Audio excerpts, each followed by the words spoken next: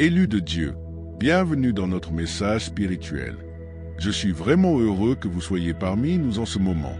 Élus, il y a une raison précise pour laquelle tu regardes cela en ce moment. Ce n'est pas le hasard, ni une simple coïncidence. C'est un alignement divin. Le ciel a prononcé ton nom. Et ce que je vais te dire n'est pas seulement motivant. C'est prophétique. Il y a quelque chose en toi qui ne provient pas de ce monde. Cela n'a pas été appris. Cela n'a pas été hérité. Cela a été accordé.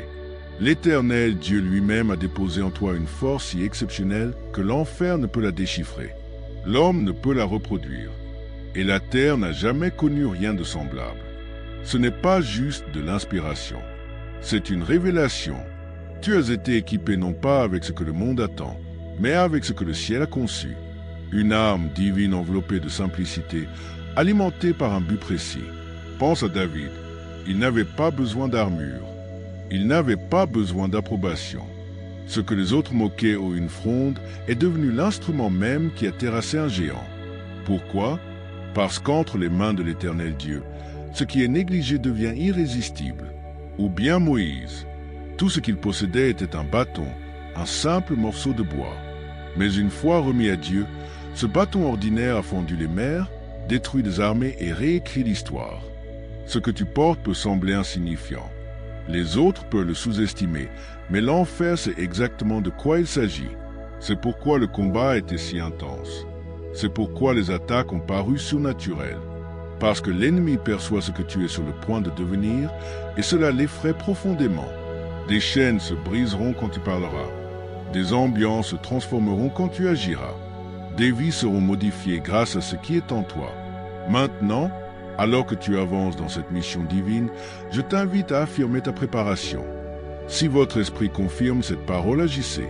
Aimez ce message maintenant. Abonnez-vous pour ne pas manquer la prochaine parole que le ciel révélera.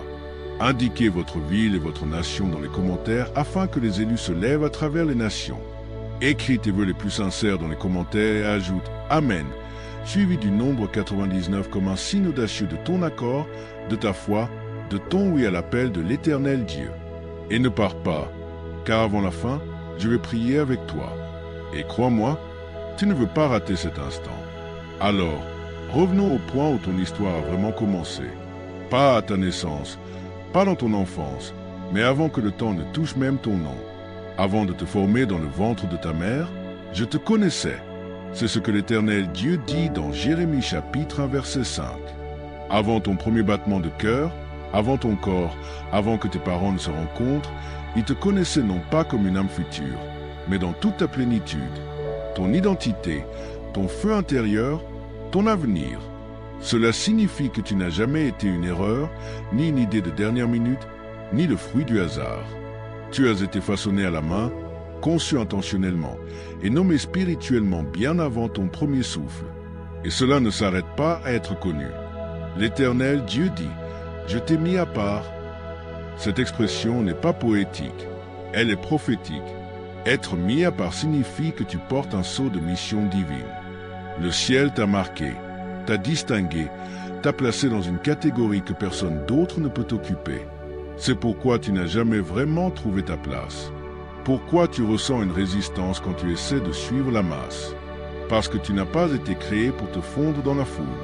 Tu as été créé pour porter l'éternité. Ton chemin a semblé étrange parce que ton appel est rare. Et ensuite, il dit « Je t'ai nommé ». Avant que la vie ne commence, l'Éternel Dieu n'a pas seulement rêvé de ton but. Il t'a préparé pour lui. Il a placé une arme dans ton esprit qui est invisible pour le monde, mais invincible dans le domaine spirituel. Tu es entré dans ce monde déjà équipé de dons, de visions, de poids spirituels. Tu as peut-être douté de ta force, de ta valeur, de ta position, mais Dieu ne l'a jamais fait.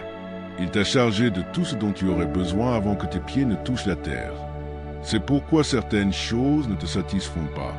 Pourquoi tu luttes avec une agitation intérieure tandis que les autres semblent satisfaits. Ce n'est pas un défaut, c'est un signe. Cette tension sacrée en toi est le murmure du ciel. Tu as été fait pour plus grand. Dans 2 Corinthiens chapitre 4 verset 7, Paul l'exprime clairement. Mais nous avons ce trésor dans des vases d'argile pour montrer que cette puissance extraordinaire vient de l'Éternel Dieu et non de nous. Aux yeux du monde extérieur, tu pourrais sembler fragile, ordinaire, juste de l'argile. Mais Dieu sait ce qu'il a enfoui dans cette argile, un trésor, une puissance, un but, une lumière qui ne peut être éteinte. Et l'enfer le sait aussi. C'est pourquoi tes combats ont été différents. Pourquoi la pression a été plus lourde? L'ennemi n'est pas menacé par ton apparence. Il est terrifié par ton onction. Élu de Dieu, voilà la vérité. Tu portes quelque chose de sacré. Tu as été mis à part, nommé et rempli non pas pour simplement exister, mais pour transformer les ambiances, briser les cycles et apporter l'agenda du ciel sur terre. Et que tu l'aies vu ou non, ce trésor en toi est la preuve que tu es plus que suffisant. Tu es déjà équipé, déjà choisi, déjà connu. Maintenant, explorons plus profondément la réalité de cet appel dans le royaume du ciel. Parce que si tu es nommé, alors tu es aussi armé. Mais ralentissons et clarifions cela. Élu, quand nous disons que tu es armé, nous ne parlons pas d'épée ou de lance. Ce n'est pas à propos de balles ou d'équipements de combat. C'est à propos de guerre spirituelle, d'un conflit plus profond où la chair et le sang ne sont pas l'ennemi. Dans Éphésiens chapitre 6 verset 12, Paul nous le dit sans détour. Car nous n'avons pas à lutter contre la chair et le sang, mais contre les dominations, contre les autorités, contre les princes de ce monde de ténèbres, contre les esprits méchants dans les lieux célestes. Tu es né dans une zone de guerre, une confrontation entre lumière et ténèbres, vérité et mensonge, destin et destruction. Que tu l'aies vu ou non, que tu l'aies nommé ou non, ce combat a fait rage autour de toi toute ta vie.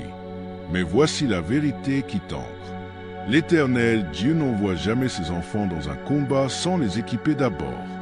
Éphésiens chapitre 6 verset 11 nous exhorte à revêtir toute l'armure de Dieu afin de pouvoir tenir ferme contre les ruses du diable. Cela nous dit deux choses. Ta vie n'est pas anodine et ton armement n'est pas naturel. Tu as reçu une armure céleste, un équipement spirituel conçu par le Créateur lui-même pour le combat exact dans lequel tu es. Et ne te trompe pas, les batailles que tu as affrontées ne sont pas aléatoires. Elles sont liées à ton appel.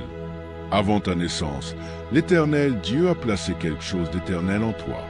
Un don, un feu, une arme que le monde ne voit pas toujours, mais que l'enfer perçoit certainement. Et cette arme n'a pas besoin d'être impressionnante pour être puissante. En fait, l'Éternel Dieu cache souvent ses armes les plus grandes dans les réceptacles les plus inattendus. Ta voix pourrait être cette arme, non seulement pour parler, mais pour proclamer la vérité, briser les chaînes, apporter la guérison. Ta foi pourrait être cette arme, celle qui reste solide quand tout tremble. Ta miséricorde, ta capacité à pardonner quand les autres ne le peuvent pas, cela aussi est une arme. Même tes larmes, si offertes en soumission, arrosent les semences de percée dans des endroits que les autres ignorent. Et voici la stratégie divine. Personne d'autre ne porte ce que tu portes. Tu as été conçu de manière unique, intentionnelle. Le plan du ciel n'a pas de copie. C'est pourquoi tu ne peux pas te permettre de comparer ton parcours. Ton don n'a pas été produit en série. Il a été fait sur mesure. Et c'est aussi pourquoi l'ennemi t'a combattu avec tant d'acharnement. L'enfer ne gaspille pas ses munitions sur des réceptacles vides. La pression que tu as ressentie, les attaques inhabituelles, les moments d'isolement et de confusion, ce sont tous des signes du trésor intérieur. L'ennemi n'attaque pas ton argile, il attaque ton trésor. Et ne rate pas cela. L'Éternel Dieu adore transformer en armes ce que le monde ignore. Nous voyons ce modèle encore et encore. Prends Jaël, une femme que personne n'attendait comme guerrière. Pourtant, dans Juges chapitre 4, quand Israël était menacé, ce n'était pas un soldat ou un roi qui a abattu l'ennemi. C'était sa main, son piquet de tente et son courage. Ce qui ressemblait à un cadre domestique est devenu un champ de bataille et il est devenu l'arme inattendue qui a délivré une nation. Au regard de Gédéon, se cachant dans la peur, se considérant comme le plus petit de sa famille. Pourtant, dans Juges chapitre 6, l'Éternel Dieu l'appelle un vaillant guerrier, non à cause de ce que Gédéon ressentait, mais à cause de ce que Dieu avait placé en lui. Avec seulement 300 hommes et des vases d'argile dans leurs mains, l'armée de Gédéon a brisé les Madianites, non par la force, mais par l'obéissance. Et puis il y a Marie de Béthanie qui a brisé un vase d'albâtre pour verser de l'huile aux pieds de Jésus. Les autres y voyaient du gaspillage. Jésus y voyait de l'adoration. Cet acte rejeté par la pièce était si puissant qu'il a dit « Partout où la bonne nouvelle sera prêchée dans le monde entier, on racontera aussi en mémoire d'elle ce qu'elle a fait. » Écrit dans Marc chapitre 14 verset 9. C'est ainsi que le ciel agit. L'Éternel Dieu prend ce qui semble insignifiant, ce qui paraît inqualifié, et y insuffle de la puissance. Et ce qui en sort n'est pas ordinaire. C'est irrésistible. Alors écoute ceci. Tu n'es pas petit. Tu n'es pas remplaçable. Tu n'es pas ignoré par le ciel. Tu es la stratégie du ciel pour un problème dans ta génération. Tu as été conçu pour perturber les ténèbres, transformer les ambiances, tenir là où les autres tombent et parler quand les autres se taisent. L'ennemi a essayé de te faire taire parce qu'il craint ce qui se passe quand tu entres pleinement dans qui tu es vraiment. Ce n'est donc pas le moment de reculer. Ce n'est pas la saison pour enterrer ton don. C'est l'instant pour te lever, non dans l'orgueil, mais dans le but. Tu n'as pas été né pour te fondre. Tu as été né pour percer, armé par l'Éternel Dieu. Prenons une pause ici parce que ce qui n'est pas juste du savoir. C'est une révélation. Cela explique non seulement ce que tu portes, mais pourquoi ta vie a ressenti ce qu'elle a ressenti. Si tu t'es déjà demandé pourquoi ton chemin a été si difficile, pourquoi les attaques ont paru incessantes, ou pourquoi les assauts contre toi semblent disproportionnés, tu es sur le point de voir ce que le ciel a toujours vu en toi. Le voilà. Tout ce que Dieu appelle, il les arme, et non avec les armes que ce monde comprend. Non avec des lames ou des lances, mais avec des armes éternelles. Vérité, onction, autorité, discernement, prière, amour, pureté, vision prophétique, intercession, résilience, paix qui désarme le chaos. Ce sont les armes de l'esprit. Ce sont les outils du ciel. Élu de Dieu. Et toi, oui, toi, tu as été armé. Non à cause de qui tu es dans le naturel, mais à cause de ce que l'Éternel Dieu a vu en toi avant que le temps ne commence. Tout comme il a fait avec Jérémie, Dieu t'a nommé avant ta naissance. Mais plus que cela, il t'a équipé. Ce que tu portes peut sembler simple. Cela peut ne pas être glamour, flashy ou reconnu par la foule. Mais entre les mains de l'Éternel Dieu, la simplicité devient surnaturelle. Ton empathie pourrait être la clé qui libère la guérison chez les autres. Ton endurance silencieuse pourrait briser des chaînes générationnelles. Tes prières en secret pourraient ébranler des fondations dans le royaume spirituel. Les armes du ciel paraissent souvent ordinaires jusqu'à ce qu'elles soient libérées. Dans Exode chapitre 31, nous rencontrons Betsalel, un artisan. Pas d'épée, pas de chair. Mais l'Éternel, Dieu l'a rempli de son esprit pour construire le tabernacle, ce qui signifie que son artisanat était une arme spirituelle pour abriter la gloire de Dieu sur terre. Dans Actes chapitre 9, une femme nommée Tabitha, connue pour coudre des vêtements et aider les pauvres, était si vitale pour l'Église primitive que quand elle est morte, Pierre l'a ressuscitée d'entre les morts. Sa compassion était une arme dans la main de Dieu. Et dans Luc chapitre 1, une jeune femme obscure nommée Marie a dit oui à Dieu, et par elle, le Sauveur est entré dans le monde. Son obéissance était son arme. Alors n'ose pas croire que tu es vide. Tu portes quelque chose dont cette génération a besoin. Et oui, le monde ne l'a pas encore pleinement vu, mais l'Éternel Dieu l'a fait. Maintenant, décomposons cela.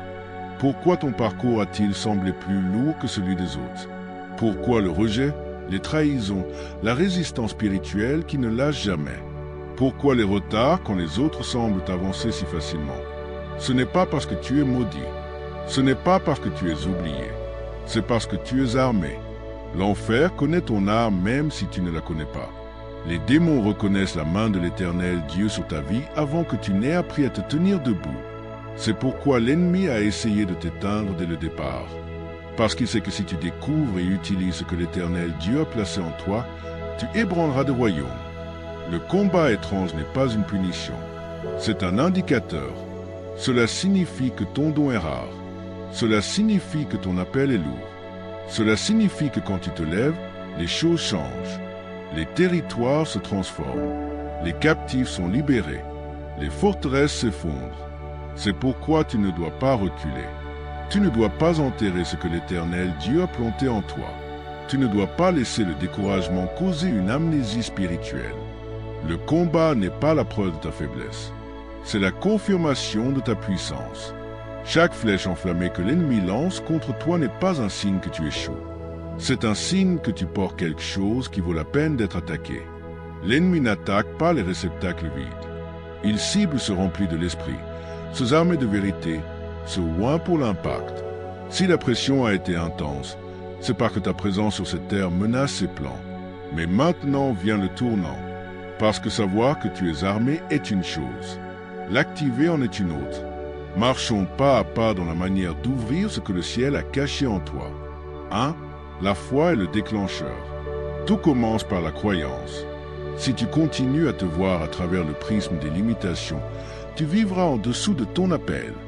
Mais quand tu embrasses ton identité comme une arme dans la main de Dieu, toute ta posture change. Tu arrêtes de supplier pour une percée et tu commences à marcher dans l'autorité. Selon ta foi, qu'il te soit fait. Matthieu chapitre 9, verset 29. La foi n'est pas seulement à propos de ce que tu demandes. C'est à propos de ce que tu acceptes comme vrai. Tu dois croire que tu es déjà équipé. 2. Cherche la voie de l'Éternel Dieu. Ton arme devient claire en sa présence. À travers les Écritures, à travers l'adoration, à travers le silence en prière, Dieu commencera à révéler ce que tu portes. Ésaïe chapitre 30, verset 21 dit « Tes oreilles entendront une parole derrière toi. Voici le chemin, marche dans cette voie. » Quand tu fais de la place pour le murmure de Dieu, il révèle la stratégie, le don, la manière exacte dont il veut agir à travers toi. Mais cette clarté ne vient pas du bruit. Elle vient de la proximité. 3. La pureté affine la puissance. Une arme tranchante peut s'émousser si laissée dans le compromis. Le péché corrode l'autorité spirituelle. Mais la sainteté, choisir l'intégrité quand personne ne regarde, rester fidèle quand c'est dur, garde ton âme affûtée comme un rasoir. 2 Timothée chapitre 2 verset 21 nous dit « Si quelqu'un se purifie, il sera un vase d'honneur, sanctifié et utile au maître, prêt pour toute bonne œuvre. » La pureté ne signifie pas la perfection. Elle signifie l'alignement. 4. L'audace active ce qui est caché. Même l'arme la plus puissante est inutile si jamais tirée. L'audace n'est pas à propos d'absence de peur. C'est à propos de fidélité.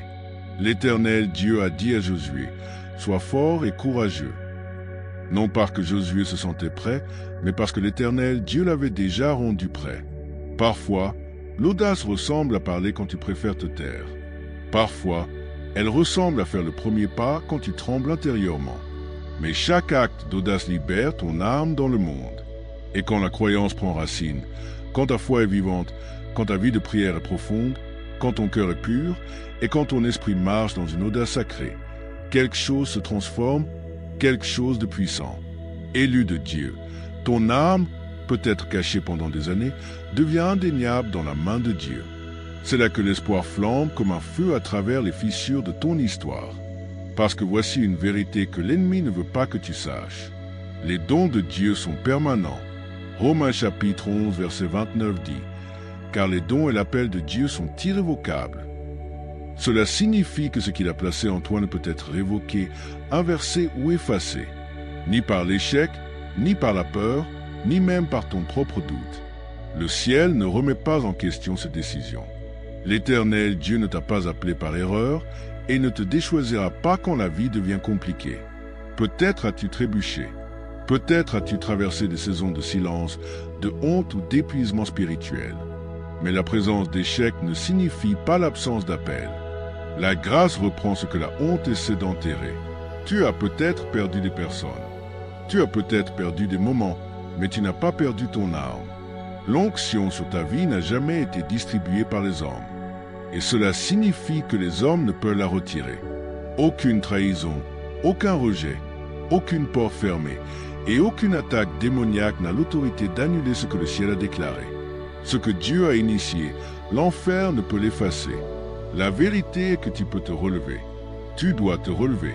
Parce que ce que l'Éternel Dieu a placé en toi est éternel.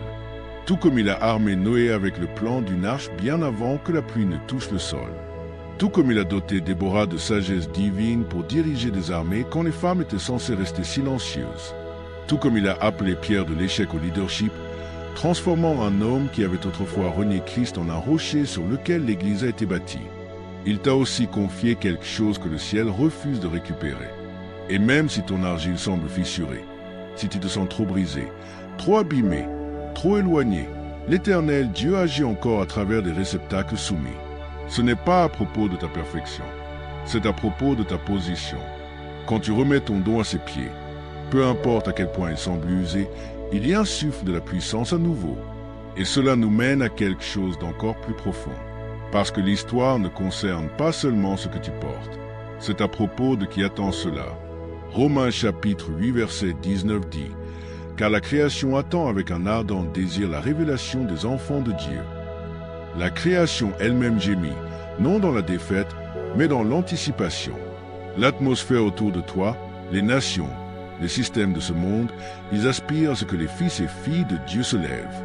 Non pas juste pour aller à l'église, non pas juste pour citer des versets, mais pour se manifester, pour devenir pleinement vivants dans leur identité donnée par l'Éternel Dieu.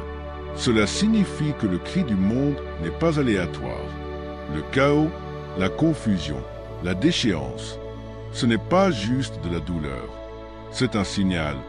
C'est une alarme spirituelle retentissant à travers les générations.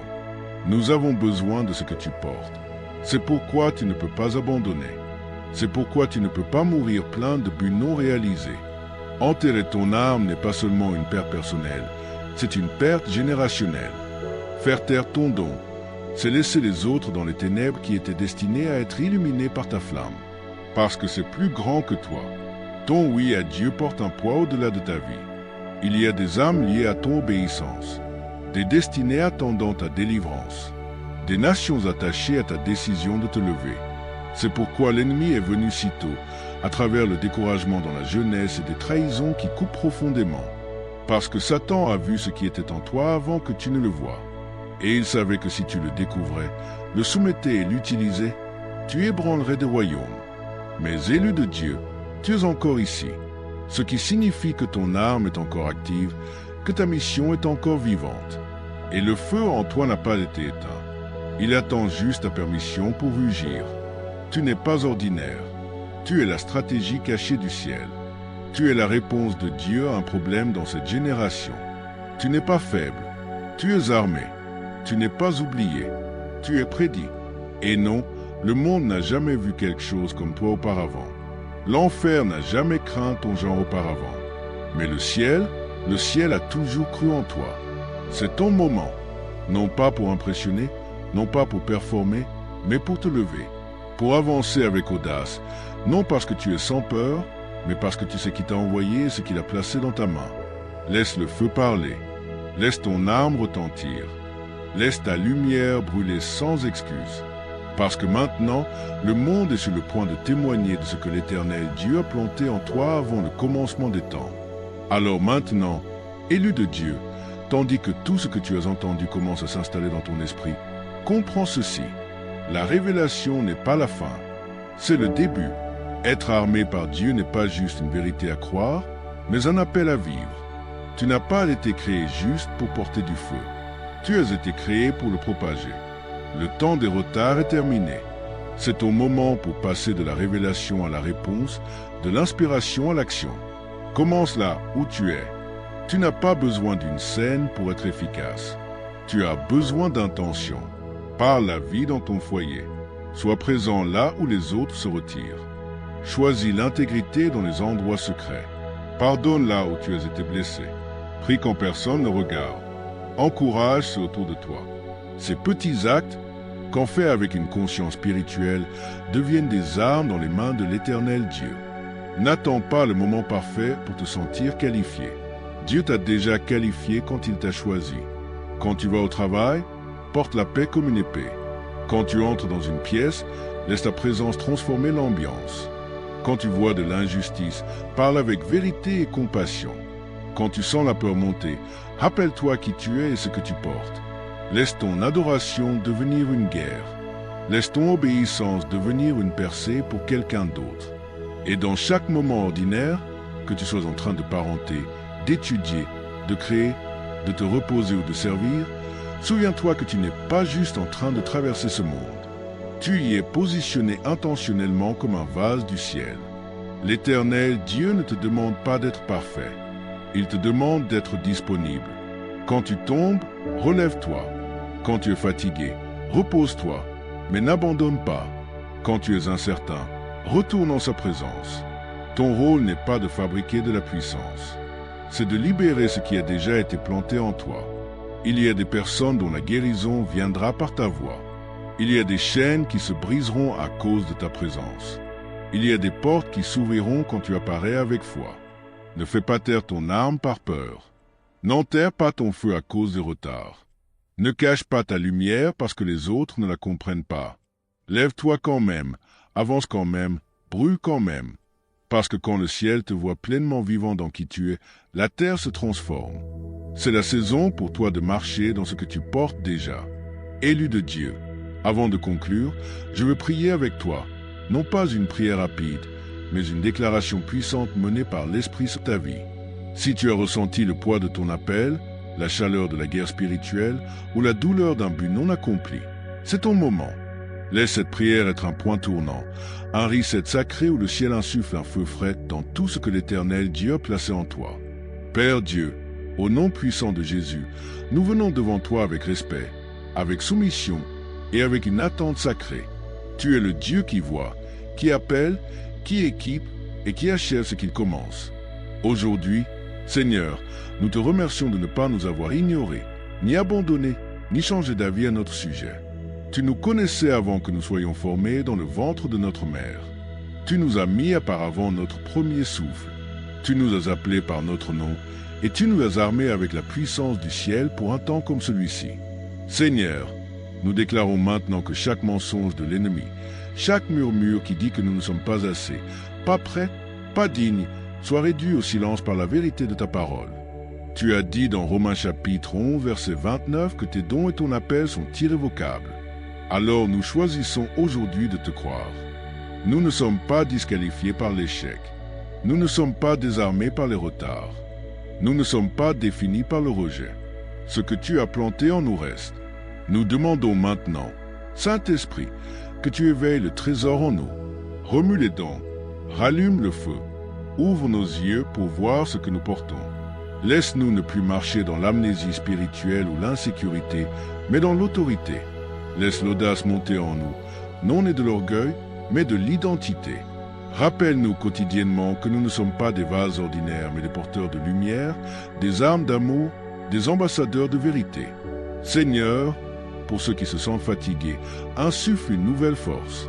Pour ceux qui se sentent invisibles, rappelle-leur que le ciel n'a jamais détourné le regard.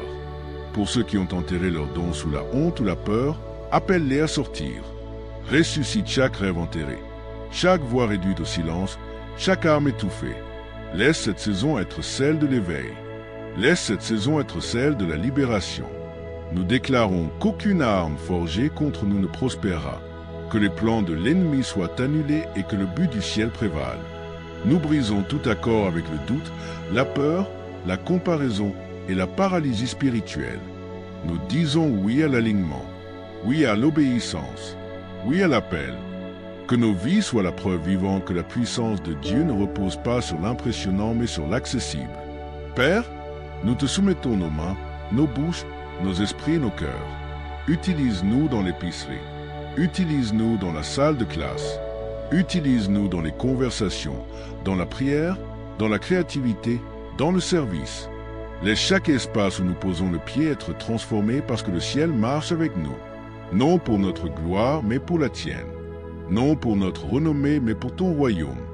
Et enfin, Seigneur, merci de ne jamais avoir abandonné sur nous. Merci de nous avoir armés, appelés et envoyés. Nous ne gaspillerons pas ce que tu as placé en nous. Nous n'enterrerons pas notre feu. Nous ne ferons pas taire notre arme. Nous avons été faits pour cela. Nous avons été armés pour cela. Et nous sortons de cette prière prêts au nom puissant de Jésus. Amen. Si cette prière a remué quelque chose en toi, si tu sens le feu de l'Éternel Dieu s'éveiller dans ton esprit, je veux l'entendre de ta part. Écris « J'étais armé pour cela » dans les commentaires comme ta déclaration. Laisse cela être ton écho vers le ciel. Et n'oublie pas de t'abonner parce que ce n'est que le début. Nous allons plus profond. Jusqu'à la prochaine fois, reste audacieux, reste fidèle et n'oublie jamais que le ciel n'a jamais cessé de croire en toi.